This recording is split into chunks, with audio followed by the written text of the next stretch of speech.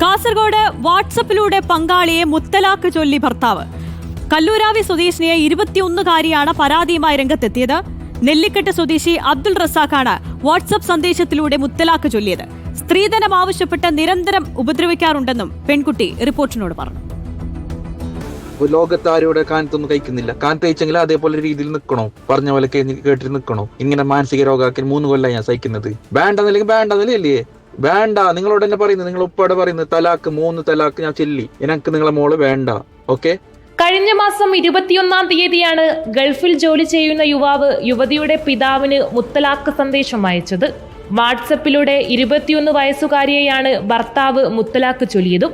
വിദേശത്തുള്ള ഭർത്താവ് തന്റെ പിതാവിന്റെ ഫോണിൽ 3 തവണ തലാക്ക് ചൊല്ലിയെന്ന് പറഞ്ഞ് ശബ്ദ സന്ദേശം അയക്കുകയായിരുന്നുവെന്നാണ് യുവതിയുടെ പരാതി. ഉപ്പാൻ്റെ ഫോണിലേക്ക് വാട്സപ്പ് വഴിയായിട്ട് മുത്തലാക്ക് ചൊല്ലിയതാണ്. ഞാൻ ഭർത്താവ് വീട്ടിൽ നിന്ന് 2.5 വർഷമായിട്ട് പീഡനം ഉണ്ടായിരുന്നു. അപ്പോൾ ഭർത്താവ് ഉണ്ടായിരുന്നില്ല, ഗൾഫിലായിരുന്നു. റൂമിൽ പൂട്ടിയിടുകയും ഭക്ഷണം തരാതെ, കഴിയാതായെങ്കിൽ പനി വന്നെങ്കിൽ ഹോസ്പിറ്റലിൽ കൊണ്ടുപോകാതെ ഇവിടുന്ന് എൻ്റെ ഉമ്മാവും ഉപ്പാവും ഭർത്തൃ വീട്ടിലേക്ക് വന്നിട്ട് കൊണ്ടുപോക്കും. വിവാഹം കഴിഞ്ഞ് 6 മാസത്തിന് ശേഷം സ്ത്രീധനം പോരെന്ന് പറഞ്ഞ് ഭർത്താവും ഭർത്ത വീട്ടുകാരും പീഡിപ്പിക്കുകയായിരുന്നുവെന്നും പരാതിയിൽ പറയുന്നു. വിവാഹ നിശ്ചയ സമയത്ത് 50 പവൻ ആവശ്യപ്പെട്ടിരുന്നു. ബാക്കി സ്വർണം നൽകണമെന്നാവശ്യപ്പെട്ടാണ് നിരന്തര പീഡനമെന്നും പരാതിയിലുണ്ട്. സ്ത്രീധനമായി 50 പവനാണ് ചോദിച്ചിരുന്നു. 20 പവൻ എല്ലാവരും കൂടിയിട്ട്, ഭാര്യ വീട്ടുകാരും എൻ്റെ വീട്ടുകാരും എല്ലാവരും കൂടിയിട്ട് ഇങ്ങനെ 20 പവൻ കൊടുത്തതാണ്.